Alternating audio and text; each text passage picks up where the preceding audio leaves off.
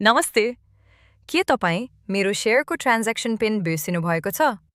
आउनुहोस्, आजको यस भिडियोमा हामी तपाईलाई मेरो सेयरको ट्रान्ज्याक्सन पासपोर्ट कसरी रिसेट गर्ने भन्ने बारेमा सिकाउन गइरहेका छौँ।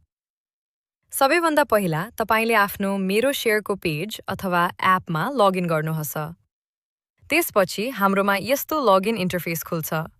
दायाँ साइडमा रहेको प्रोफाइलको चिन्हमा क्लिक गर्नुहोस्। त्यसपछि तपाईलाई मेरो सेयरको प्रोफाइल भनेर देखाउँछ। त्यसमा क्लिक गर्नुहोस्। त्यसमा यस्तो इन्टरफेस देखाउँछ। त्यसपछि त्यसमा तपाईको ओन प्रोफाइल, त्यसपछि चेन्ज पासवर्ड र ट्रान्ज्याक्सन पासपोर्ट चेन्ज भनेर देखाउँछ। त्यसमा क्लिक गर्नुहोस्। एन्टर योर पासपोर्ट भन्छ। त्यसमा चाहिँ मेरो सेयरको लगइन पासपोर्ट हान्नुहोस्। न्यू ट्रान्ज्याक्सन पिन भन्छ। त्यसमा तपाईले आफ्नो पिन हान्नुहोस्। कन्फर्म ट्रान्ज्याक्सन पिन भन्छ। त्यसमा पनि माथि हान्नुभएका जे छ त्यही पिन हान्नुहोस्। अब चेन्ज ट्रान्ज्याक्सन पिनमा क्लिक गर्नुहोस्। तपाईको ट्रान्ज्याक्सन पिन सक्सेसफुली चेन्ज भएको छ।